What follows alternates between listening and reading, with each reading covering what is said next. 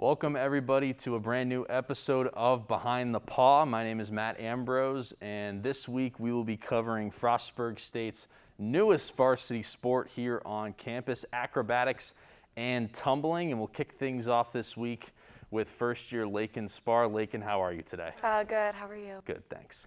So Laiken, I just want to take kind of a look down how you got to Frostburg State and into this acrobatics and tumbling program. So first off, what was your start in this sport? How did you get to become a part of the sport of acrobatics and tumbling? So one of the gymnasts at my gym did acro about 2 years ago, and she was telling me about it, and I was like, wow, that sounds so cool, because I did cheer when I was like growing up, and my mom was a cheerleading coach, but I never really thought it was competitive enough for me, so I never thought I would be able to do anything with it in college.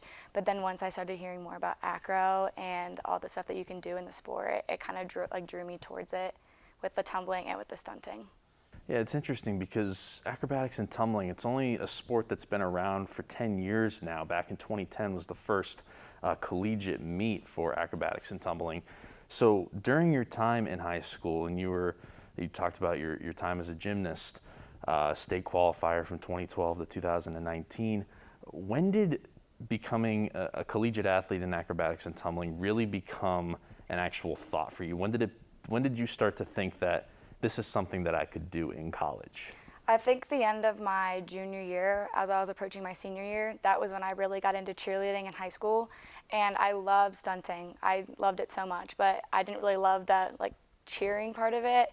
So I was like, is there anything that I could do that wasn't so sideline cheer, and it had more of the tumbling, because that was my favorite part in gymnastics, was being on the floor and tumbling and flipping around. I thought that was so cool. And so I was like, why don't I look into acro, because I never really even gave it a thought. But then once my friends were telling me about it, I was like, wow, this is something I could be really good at, and I really wanted to be a part of. So that's when I started looking. And now you're a part of this program here at Frostburg State, moving into their first year of competition this upcoming spring. And when you look back to your journey to Frostburg State, what kind of told you that Frostburg State was going to be the right fit for you during the recruiting process? When I stepped on campus and it felt like warm and homey, it wasn't in the middle of a city. I didn't want that. I wanted something that kind of reminded me of home, and I lived in a very abandoned type area. I lived in Lancaster with all the Amish, and so this kind of reminded me of more like a homey, just kind of secluded area, and so I love that. And then Coach Katie and Coach Bree, they really wanted to make this team something, and so that drew me towards it, because thinking about making a team was something that was almost inspiring, that made me want to join. And going off of that, you talk about how inspiring it is, and I mentioned before, this is the first year of this acrobatics and tumbling team going into competition. What does it mean for you to be one of the members of this inaugural team? I just want to build a platform for other girls to follow us, because your first year is never going to be amazing. I don't expect to be number one, but I expect to build something that people can eventually make number one, maybe sometime down the road. And I just really want to build that platform for other people to build off of. That's kind of what this sport has seemed like it's become. It's been a platform for women, both in coaching and also women in your shoes looking for a way to participate in collegiate athletics. Of course, acrobatics and tumbling, not quite at the championship level of the NCAA, but this past summer voted as an emerging sport for women. Back in June, it got the Division I vote, and then back in January, received the votes for Division II and III. So it seems to be like it's on that fast track. But you bring it up and what it means for you and for women to have that opportunity. Just how important is it for this platform for women in high school looking for a way to get involved in college, or even, I know this is thinking far down the road, but coaching? You bring up your two coaches, Katie Nunley and Bree D'Angelo. What does it mean for you looking at your teammates, yourself, and your coaches, and how they're using this platform? I think that when I was in high school, a lot of people do individual sports for women. Unless you're doing soccer or field hockey or a sport where it's very like team oriented. A lot of cheerleading and gymnastics, and even acro and tumbling when you're growing up is very secluded. So I think coming together and having to work together as a group of women is very challenging. And so I feel like it really pushes everybody to try and like communicate and work together, because if you wouldn't, there wouldn't be a sport. Like this clear communication is what making this all happen. And I think the fact that Coach Katie and Coach Bree did acro, and they just want to create more women that can almost coach like them or just leave a positive role in other women, like that's what they want to do.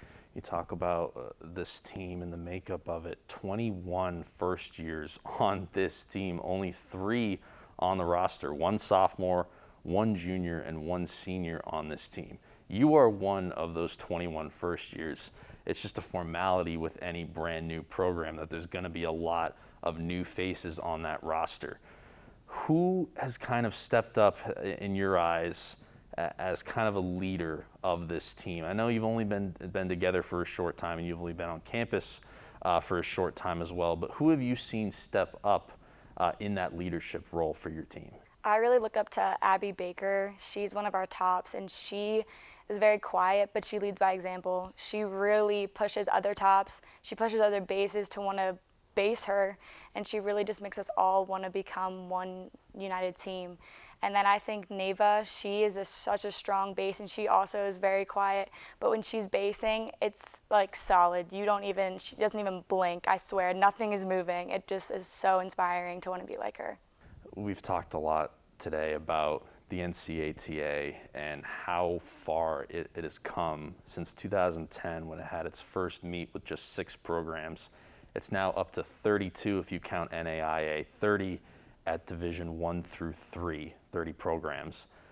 When you look at that and you consider how far this sport has come in just a decade, how exciting is that for you to be a part of? I think it's so amazing. I think so many sports have been around for so long that they are just almost like idealized, and sometimes I feel like some of the women's sports aren't like that.